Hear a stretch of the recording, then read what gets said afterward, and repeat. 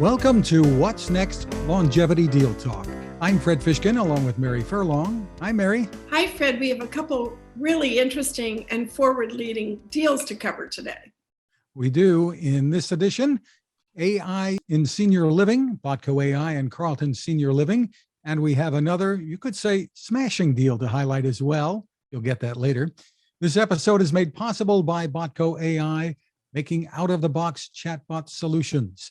We're happy to have with us from Botco.AI, CEO and co-founder Rebecca Clyde. Hi, Rebecca. Hi, Fred. Hi, Mary. Great to be with you here today.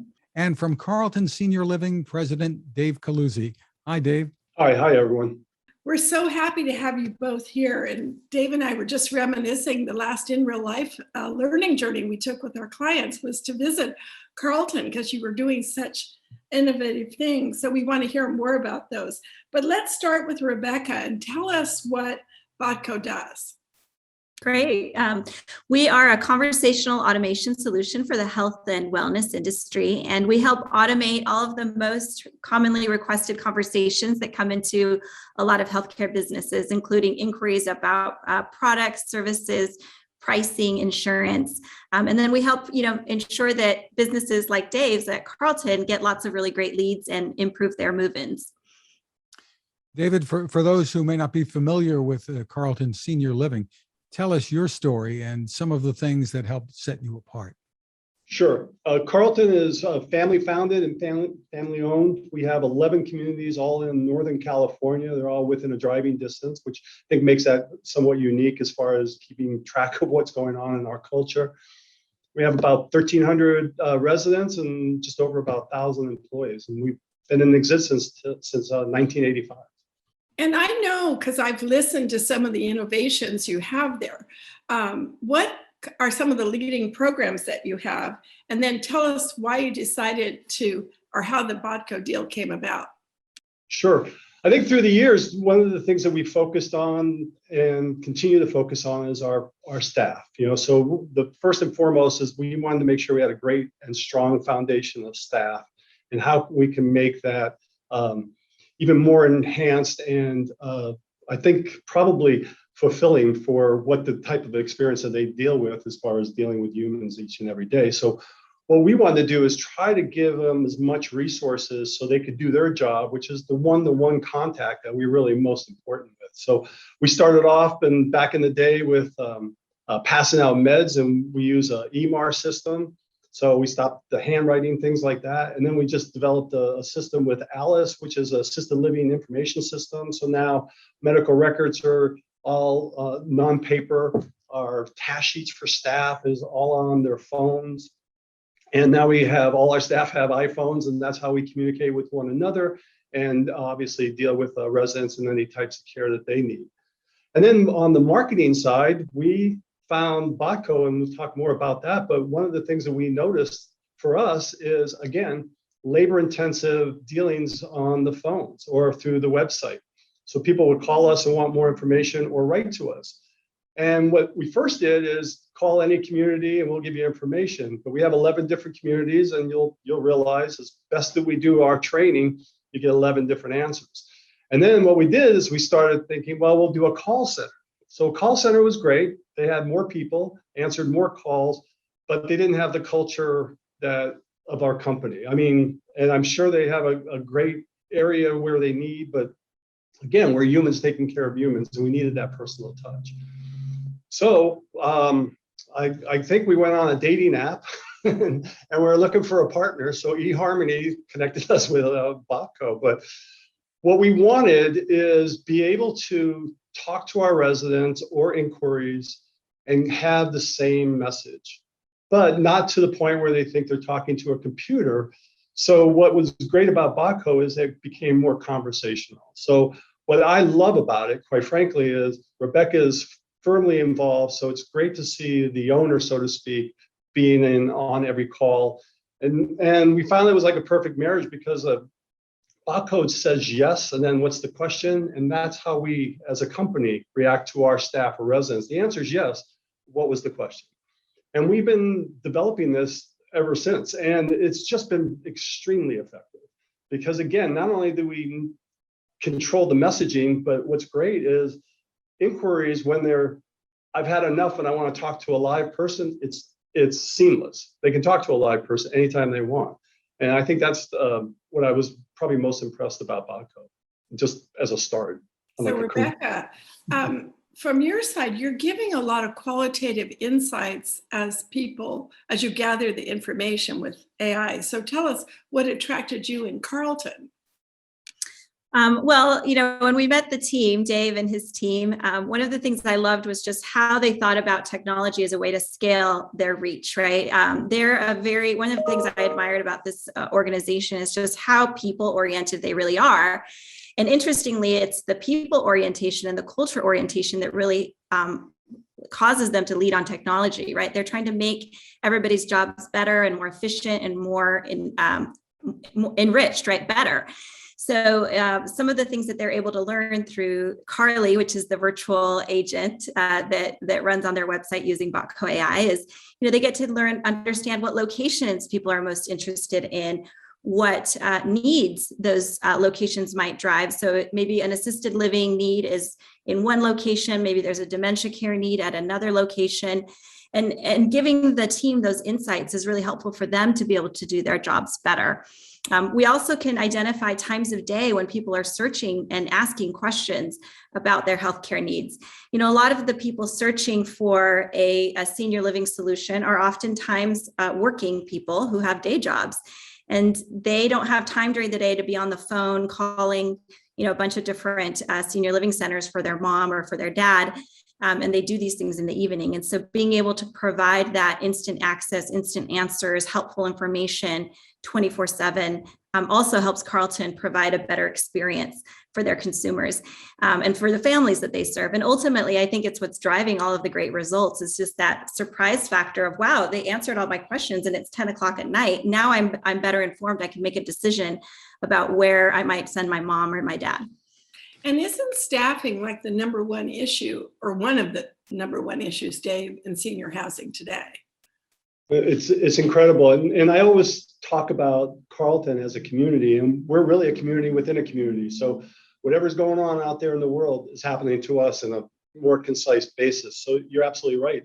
It's been difficult to find staff, and the recruitment piece of it is very important. So anything we can do to, again, as what Rebecca's team has done, is augment our staffing needs and still meeting the demand is insurmountable. And what I love about it is we know what people are looking for, to Rebecca's point, and even the time of day, and we can modify our staffing so when they do want a tour, we're there. We're pretty unique because our sales team is there 7 days a week. We're kind of a unique company, I think, or industry. We never closed during the pandemic. We couldn't close. We didn't shut down for Mondays because we didn't have enough staff, and we kept going. We kept serving food. We kept having activities. We kept providing care, and we never stopped. So we needed a system that would never stop as well, and keep that consistent messaging. So it's really been very beneficial to us. And what we were saying too is what we're doing now is we're modifying our website based on information that we're getting through Botco, and we'll be rolling out a new website probably in April, just answering those questions. It was interesting because what most people want now is safety and security. They're less interested in what are you serving for dinner. It's more of safety, security. What's that room size look like? Can I see a model? And what's your price point? And we're able to give them that. So we're actually been able to qualify leads. So when they do come in for a tour, we're more like 85%, whereas maybe back in the day it would be 50%. So we're doing really well when you think about how this system is working for us. So the setup process involving the AI goes like what? You provide the typical questions and the answers, and then the AI has to determine what the caller is trying to find out because everybody's going to ask it in a different way, and you provide the information that they want and in the way you want it said. Is that pretty accurate? Yeah, sure. One of the things we did with Dave's team was we actually sat down with people in his organization that understood the journey really well. Like, what does the journey look like for somebody who's coming in and talking to our sales organization? And so we tried to replicate that as much as possible in terms of how Carly interacts with the families. And then, of course, we did, try to collect all of the typical questions they were getting. We were able to get some other transcripts from like call center type information. So we compiled all this data from many different sources, the website, the team, the call center from the past. And with that, we were able to create this experience that Carly delivers. And then it's continually improving, right? Because as people ask questions, as consumers interact with Carly, we learn and we instantly modify and adapt as we go. And so even Carly today is very different than Carly in December, because she has learned, she has grown, she has improved in terms of what she can talk about. And every single day gets more and more productive for their business. So does that translate, Dave, to fewer people saying enough of the AI, I want to talk to a human being? Actually, it's quite interesting, and Rebecca's probably much better at this than I am, but people are spending more time chatting on our website than we had previous to the chat. So maybe we have like a minute to 2 minutes. Now we're 3s and 4s because they're getting information from, our chat, which is great. And what's nice, what Rebecca hasn't mentioned, is we're making it conversational, so we can talk like they're talking. And that was my big piece, and that's why I think I really was gravitating to Rebecca and her team, because I wanted those answers to sound like we were talking to them, not that monochromatic kind of answer that you get sometimes. So, and that's been kind of fun. Like, great question or great idea. You're making the right decision. You're going to love the community. Those kinds of things are what we would normally say, and now that's incorporated. So anybody come in and want to talk to Carly? What's that? Yeah. Anybody come in and want to talk to Carly? No, not yet. The name comes from Carlton, which was kind of interesting because I really wanted to be the avatar, but once you saw me, it wasn't a good sight. So, but mostly what we found is the residents are looking for themselves and their daughters. So our avatar is daughter-like, so, and we can always change that. We tried some kind of neutral looking types people, but they didn't look like real. And, not that we're trying to make it real, but I don't know. I like the trend. And I do like to add that it's so successful that we now have Carrie. So now we have 2. We have one for assisted living and for residents and families, and we have one just for careers. So that avatar is a little different. I really like it. It's kind of fun, and that speak is just fun, and we're trying to look at that 20 to 40-year-old that is looking for an enhanced career in probably the best industry you could ever be in, and then obviously Carlton. And that has been really significant, and that's starting to roll out, and I'm really excited about it because we're going to have 2 separate avatars, which again, Rebecca and her team were able to develop for us. And what was the bottom line? What results did you see? Can you talk about those? Yeah, I can first, and I'll let Rebecca. But what we have found, I was saying earlier, is that people are engaged into our website a lot longer. Big difference. And we know they're clicking on to some of our videos or little vignettes of, I want to really see what it's about, and then asking questions. And then most of them are scheduling tours, and we make that very easy so they can schedule their own time to come in. And then what we've seen is the folks that have come in, like I said, it's about 80%, that are moving in. What's unique right now is I think we did this at the right time. You have issues with pandemic, and then you have the challenges. But after that, then there's the opportunities. And that's what we found is now we have the opportunities to just kind of sit back and spend time on this while we're doing all these other fingers in the dike kind of thing. And we haven't really seen the results, quite frankly, because we really haven't gotten to post-pandemic. The mask things are just coming off in California. Every time that changes, we get more and more referrals, we get more and more recruits. So I'm anticipating another quarter of this, and we should, it's kind of like hats off with the mask off. It makes a big difference for us. And we're seeing, so I'm seeing this just getting exponentially better, quite frankly. Yeah, and I can add to that, we're very ROI driven in our business. I come from a Fortune 500 company background where you're not allowed to do anything unless there's a serious ROI. And so that's kind of how I think about everything, even my customers. I want to make sure that they're getting a good ROI, and every dollar they spend on our product is giving them at least 5 back, or if not more, right? 10 is even better. And one of the things that made us really happy was to see that within 2 weeks of going live with our product, Carly had delivered her first move-in.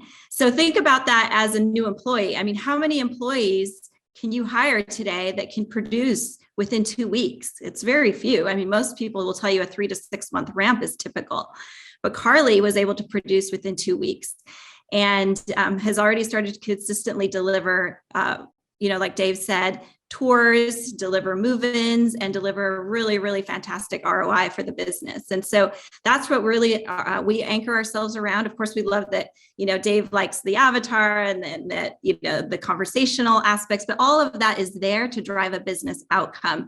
And we want to help, companies like Carlton Senior Living be as successful as possible. And for the families that are looking for solutions to find the answers they need, no matter what time of day they might be researching assisted living or senior living solutions for their family. Well, I can't tell you how happy I am that we're picking up this conversation today in our new podcast, Longevity Deal Talk, because I think you're reinforcing a lot of things.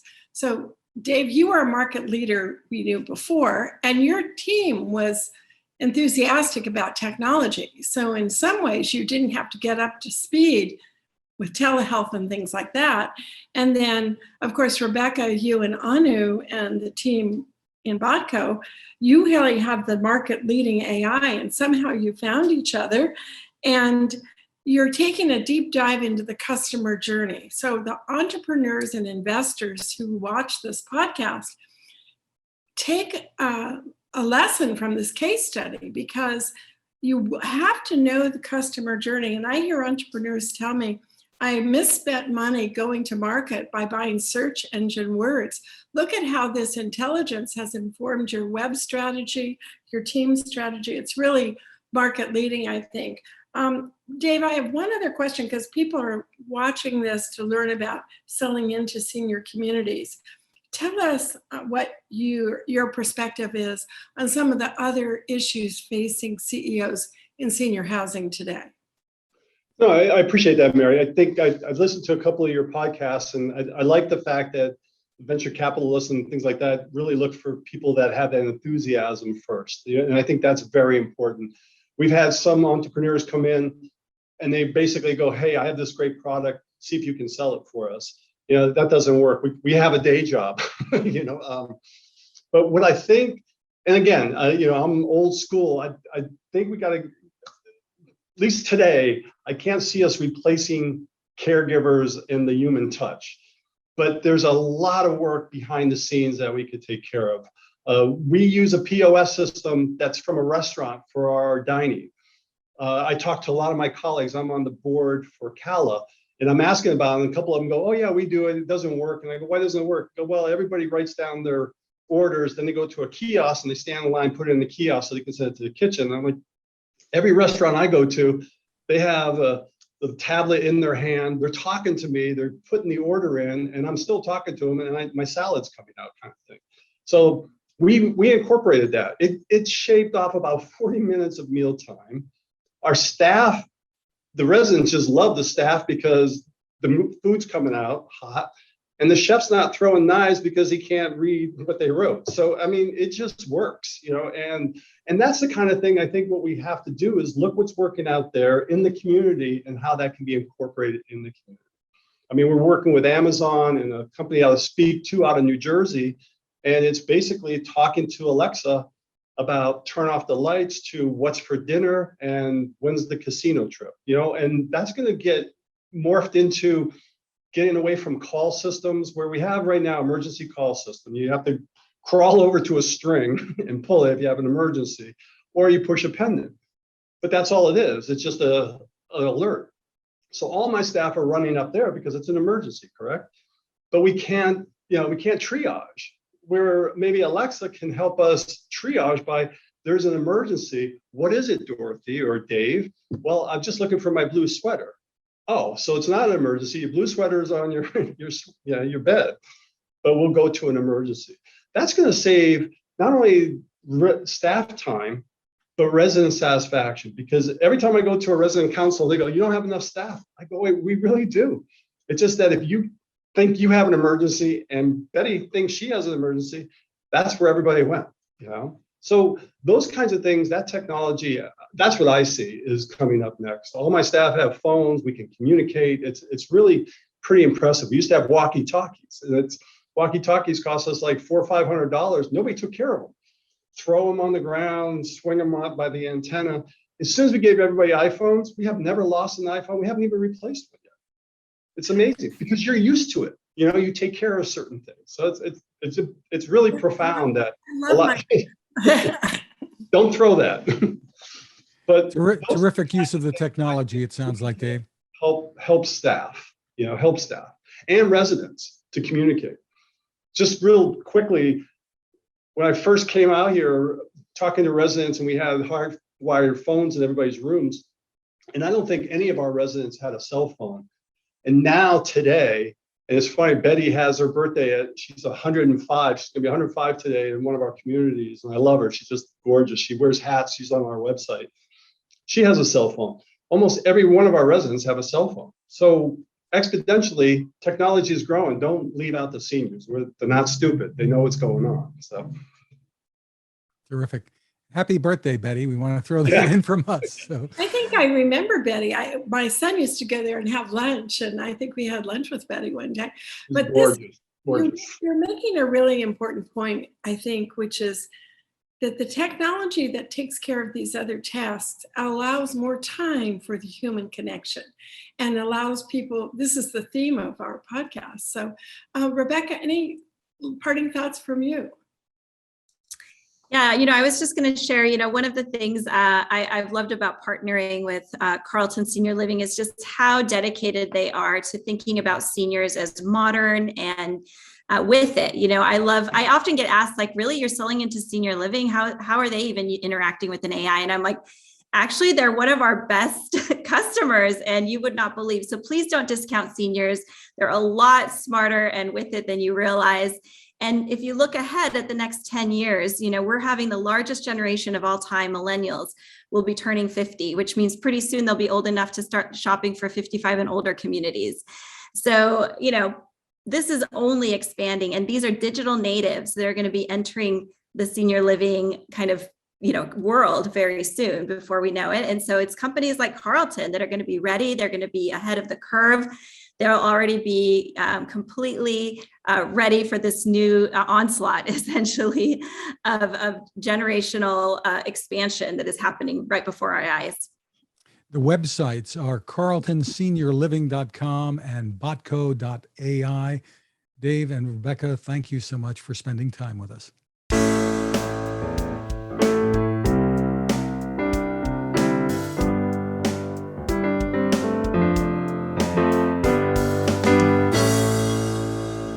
Mary, we have another very significant deal to talk about, the acquisition of the Senior Care Marketing and Sales Summit, or SMASH, by HMP Global. And we're happy to have joining us Bailey Beacon, founder and managing director of SMASH. Hi, Bailey. Hey, it's great to see you both. Fred, Mary, great to see you as always.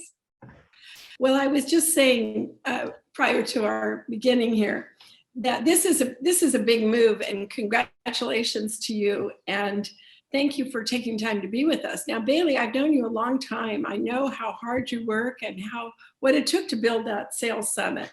So tell us a little bit about how this deal happened.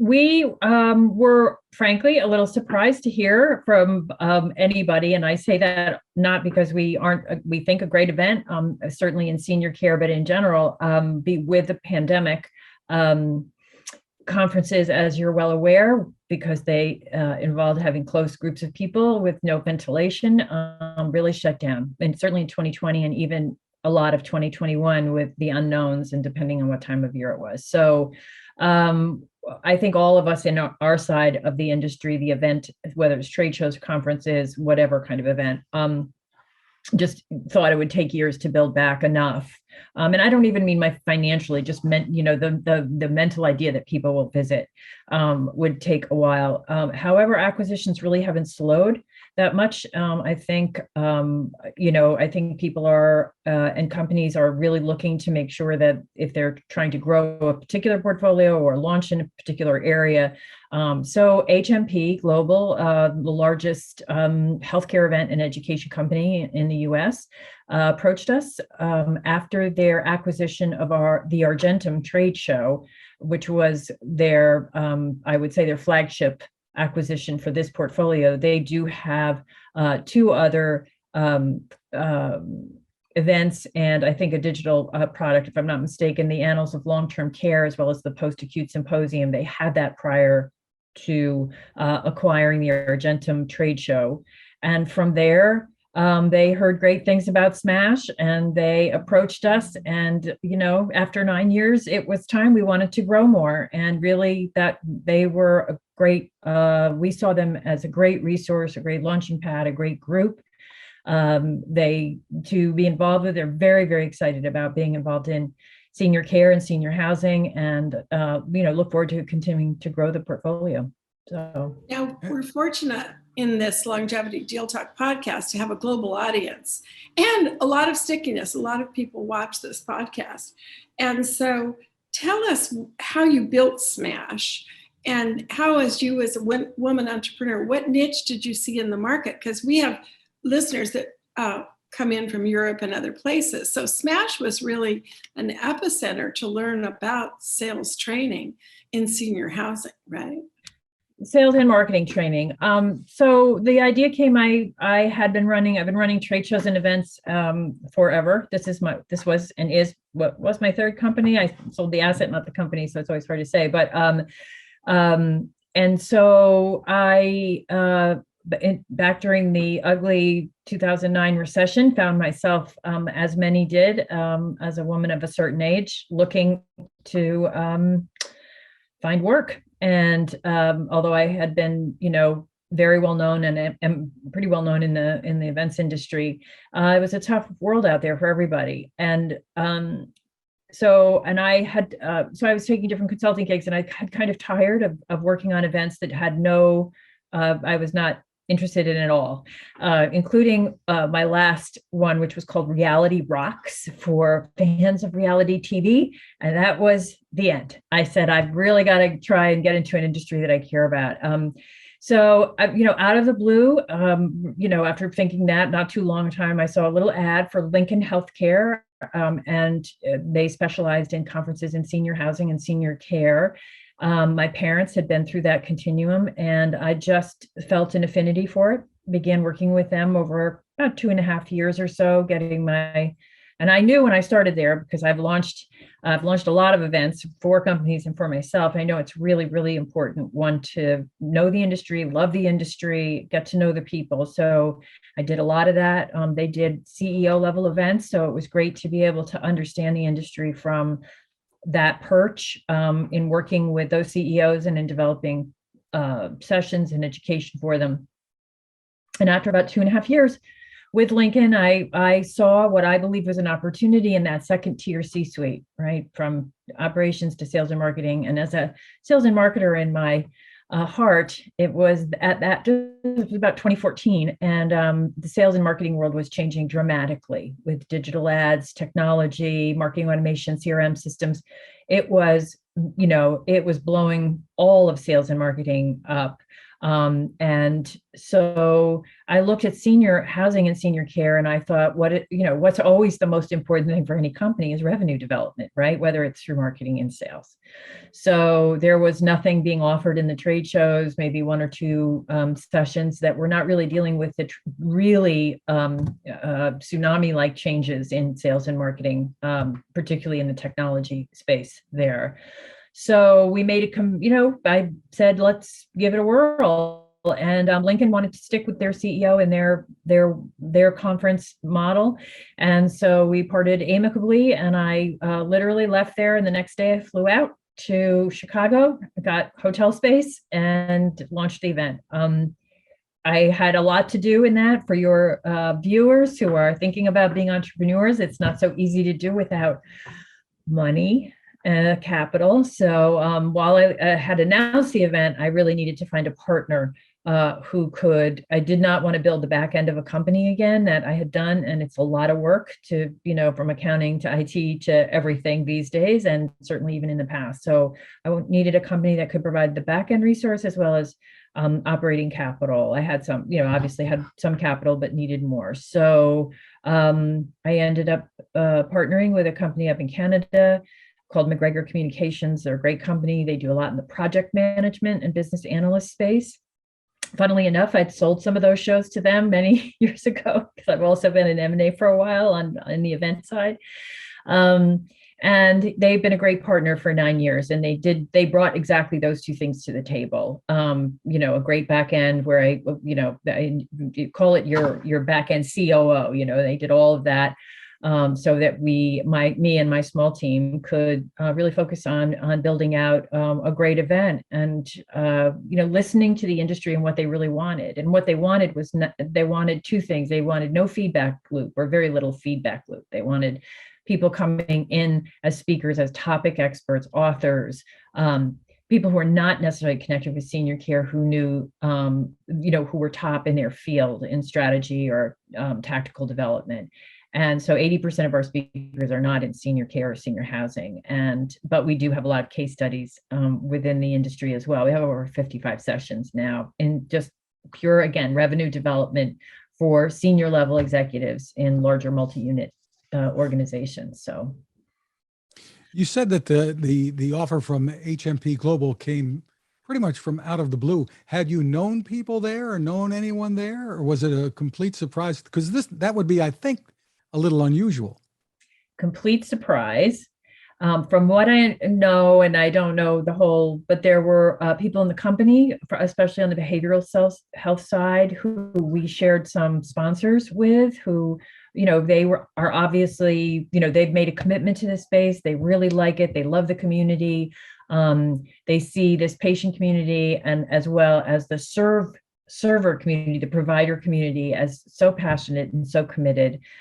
So they asked, after buying the Argentum trade show, where else should we be looking? And so I think it was actually first on the recommendation of one of our shared sponsors, who said, this is it. This is the next event you need to get, because it's tops in the industry for who it serves and what it does. And so that's where the call came from. We're pretty well known in senior care we're the only event that deals exclusively with as I said, senior executives in revenue development. So it was out of the blue. And, having been in the industry, we knew a lot of the same people. So they may have spoken to some of those, but, it was out of the blue call.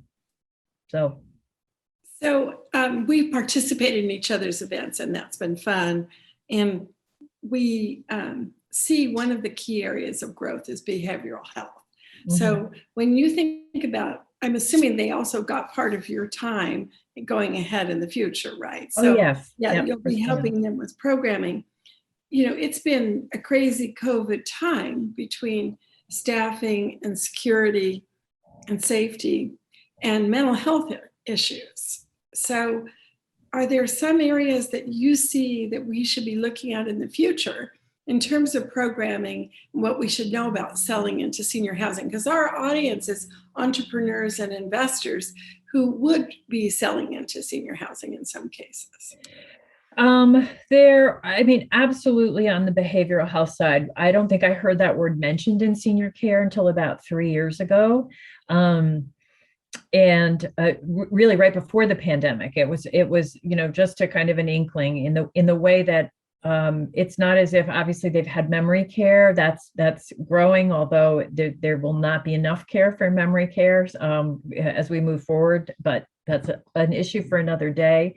But more than just memory care, there's cognitive decline, cognitive displacement, and also there's still now a lot of addiction, believe it or not, in seniors that come in with behavioral health, and certainly now after the pandemic, also psychological issues. And all of our attendees and all of the organizations that they represent are looking at dealing with that in different ways, whether it's very specific parts of their housing or their care in the case of skilled nursing, or incorporating more information throughout the organization about how to deal with behavioral health issues that might present themselves. Do they have to be in a different area? Can it be modified or managed within the regular resident population? All of that. So it's definitely become. I just came back from our advisory board meeting 2 weeks ago. I am and my team are still very actively involved in running and shaping the business, and it was a big topic at the advisory board: behavioral health. I have one other quick question, Fred, and then I know you may have a follow-up too. CEU credits. A lot of people used to go to conferences and then they would get CEU credits. And frankly, it's still complicated. Our conference in June, the Venture Summit, is a hybrid conference where we'll be doing some things in person for VIPs. You're included, Bailey, at the Yacht Club, but some companies can't get permission to travel at the state level. And some people have small children who aren't vaccinated. They're a little concerned about travel. So is getting remote learning CEU credits part of what you could bring to the table in this expanded role? We have reached out to our community on multiple occasions, and there's just not interest in CEU for sales and marketing. Again, especially at the executive level, we don't deal with individual sales managers. The regional management in a larger company is kind of I don't want to say the lowest level title, but that really is about where we go. So there isn't a lot of interest in CEUs, but it's interesting, Mary, that you say that all of the things that you just mentioned about people having difficulty making a choice to come to conferences. People say, oh, they're scared of COVID. It's not. I hear a lot from women with children who say they don't want to take the chance of infecting their kids. And I was surprised about that last year. We had very good attendance on our comeback year last year, 2021, not as good as 2019, but those were a lot of the things that we were hearing. So, but CEU hasn't been a driver. Virtual is very, very hard. And we are for lack of a better word, a schmooze fest along with an educational fest, much like the Boomer Summit. People just want to get to know everybody. And, you find, by the way, the most fascinating people go to the Boomer Summit. So if anyone's thinking about it, you will find the most eclectic, fascinating people. But, that's hard to do virtually, and it's very hard to connect the sponsors with our attendees. And as you know, that's a very, very important piece for everyone, for the attendees and our providers to learn about the technology that's going to drive their business, and certainly for our sponsors to be able to drive business. So virtual is hard. You're looking to have the next Sales and Marketing Summit this coming fall, right? Yes, October 24th through the 26th in Las Vegas at the Green Valley Resort. So it's a great place. So does it have an inside-outside feel to it, the Green Valley Resort? It does, very much so. Yes, it's a beautiful resort, but it's easy the flow in and out is very easy. One of the things I've noticed, some of the high-tech companies in San Francisco now are finding retreat centers for people so they can come inside and outside. And some people who just attend conferences have social anxiety because they've spent so much time with their dog. So they want a break where they can have lunch with their dog, And so there's all these gradations, but mostly we're thrilled for you, Bailey. We're just so excited to hear this progress, and we know you'll do great things with your new role there and add to the industry. So this was a wonderful session, Fred. And we want to point people to seniorcaremarketingsummit.com for more information. Thank you so much, Bailey, for taking the time with us. Thank you so much. And thanks for inviting me. We'll see you soon, Mary. Thank you, Fred, so much. Take good care.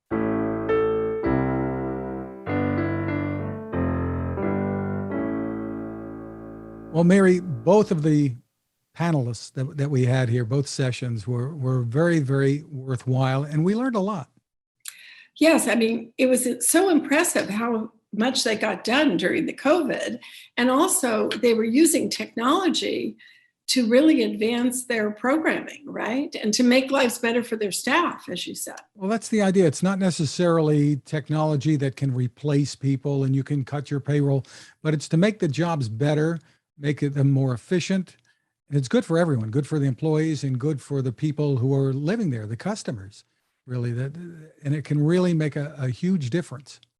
I also thought the metrics were interesting. So when they talked about the case study at Carlton, about the customer journey and what they found in each other, because they were trying to improve their customer experience. And then they were able to redo the website informed by what they learned from the technology. It's a reminder to all of us, really, of how technology can make life better for people in many, many different ways. And we want to thank Botco.AI for helping to make this edition possible, and thank all of you for taking the time to watch or listen. Our thoughts, we want to remind everybody, are with the people in Ukraine, and hoping for the best outcome for all of them and the kind of lives that they deserve. You can follow Deal Talk and also What's Next Living Longer, Better, Smarter at maryfurlong.com/podcast.